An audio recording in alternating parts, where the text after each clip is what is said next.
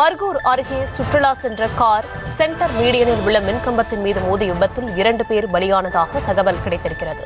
விவரங்களை தர இருக்கிறார் செய்தியாளர் மூவேந்தர். வணக்கம் மூவேந்தர், விபத்து குறித்தான முழு விவரம். நிச்சயமாக தர்ஷினி, கிருஷ்ணகிரி மாவட்டம் பர்கூர் அடுத்த சின்ன பர்கூர் அருகே இன்று விடியற்காலை கார் ஒன்று ஓட்டுநரின் கட்டுப்பாட்டை இழந்து சாலையின் நடுவே உள்ள சென்ட்ரல் மீடியனில் உள்ள மின் கம்பத்தின் மீது மோதி விபத்து ஏற்பட்டது. இந்த விபத்து குறித்த தகவல் அறிந்து வந்த பர்கூர் போலீசார் விபத்தில் சிக்கியவர்களை மீட்டு விசாரணை மேற்கொண்டனர். விசாரணையில் ராணிப்பேட்டை மாவட்டம் காவிரிப்பாக்கம் பகுதியைச் சேர்ந்த லோகேஷ் என்பவர் இந்த காரை ஓட்டி வந்த நிலையில் கார் லோகேஷின் கட்டுப்பாட்டை இழந்து சென்ட்ரல் மீடியனில் இருந்த மின்கம்பத்தின் மீது மோதி விபத்து ஏற்பட்டது தெரிய வந்தது. இந்த விபத்தில் காரில் இருந்த 7 பேரில் சேகர் மற்றும் ஜனார்தன் ஆகிய 2 பேர் பரிதாபமாக சம்பவ இடத்தில் உயிரிழந்தனர்.